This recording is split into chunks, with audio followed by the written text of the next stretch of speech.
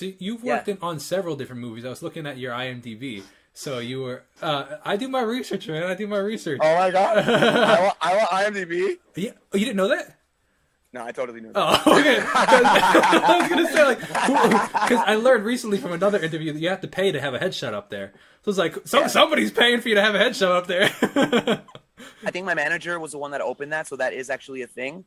But I went up there and I like turned my thing into IMDb Pro because, granted, I fully embraced my name, Jose Luis Lopez Jr.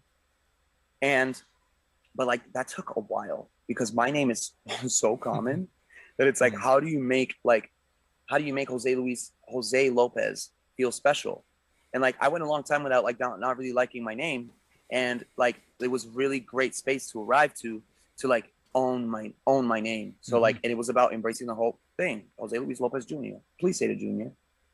Like that's kind of like how I approached it. So like on my IMDb, I decided to like go for like the I wanted to find ways to like be get seen, and like IMDb is such a great space because it's all official, it's in the union, and like when people search for you, you actually like come up. Exactly. So you have been. I saw that you had been in a couple movies, and a movie that's coming up, right? It hasn't been released yet, right? The newest one, or it was just released? I'm forgetting a blank on the name of it, but well, yeah, you're spot on there. It's not a film; it's a television show. Okay. It's called David Makes Man. Okay. So that is Terrell Alvin McCraney, the producer of Moonlight. Like he went from the film, which is Academy Award winning, to a television, like I don't want to say manifestation of Moonlight because it is not. It's like so much more. But I had the honor of working season 1 and season 2 on that one. Cool. So I think that's popping up on the IMDb as a dancer. Okay. Yeah. So I'm curious, like you can go into as much or as little detail as you feel comfortable, but I'm curious, like is making a living off of it kind of thing. Is it sustainable? Is it hard? I just don't know anything about it, so I'm super curious on that aspect. Yeah. Like the short answer to that is yeah. Like on Broadway, you can make a living. And not only can you make a living, you can have a great life. Like if you're in the right show, like I don't want to talk dollars because that's not really my thing. But like you can make a great living. Which is fascinating because like it's to some degree I'm curious of myself, like where do these places get the budget sometimes? I think about like these movie things, like outside of even like when a movie has 100 actors, it's like, oh my gosh, everybody's getting paid somehow. So like it's that's why a movie costs $50 million to make. But I mean, yeah, absolutely. Like every single film that comes out and is like a success is always off of the back of what's already been. Like Hollywood is an institution inside of this country. So like we're the creators of that genre. And so inside of that, like there's a lot of guys that made like a lot of money. So, and like money that where it's not even fathomable. Sure. And also they're still like and it's on the backs of the people, right? Because it's like the people are the ones that got to go and support your film. Sure. So that gets recycled back into the next films that you do.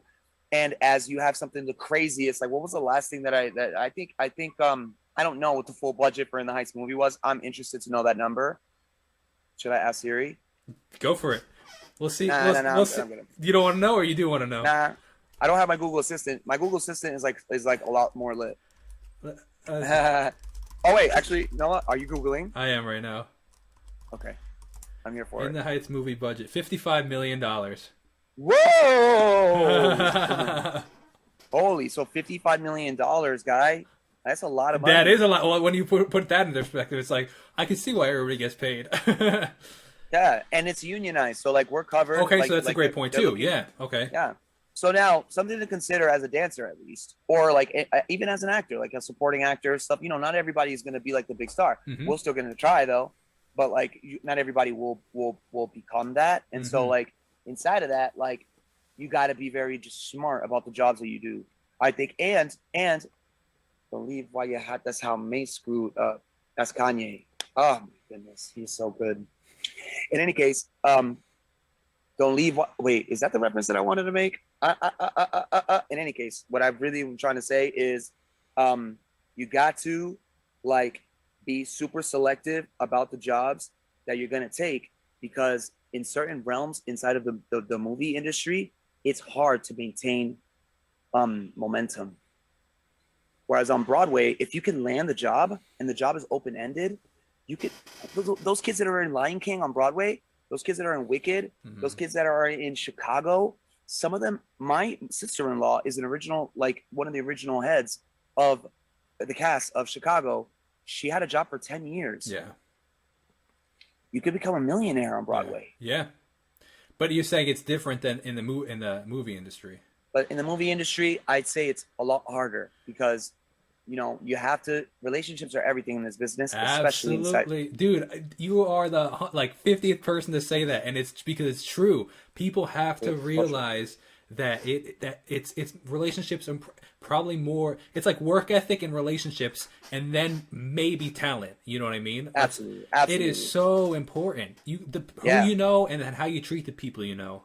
Absolutely. Because and if you're one of those people that are able to establish positive relationships, you have a higher probability of like making it through with consistent work, you know. So but it's a mixed bag, because like there's only so many slots that you have to fill.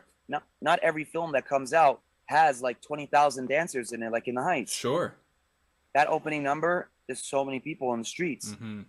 That's a blessing for like a lot of these dancers and performers that are out there. But not every job is like that. Sometimes you'll have a job where they got 7 dancers, and the 7 dancers are gonna make it happen. And so, you know, they go through a list of like 300 dancers to pick the 7. So, and then that job could be a single day shoot. So so I'd say it's a lot tougher.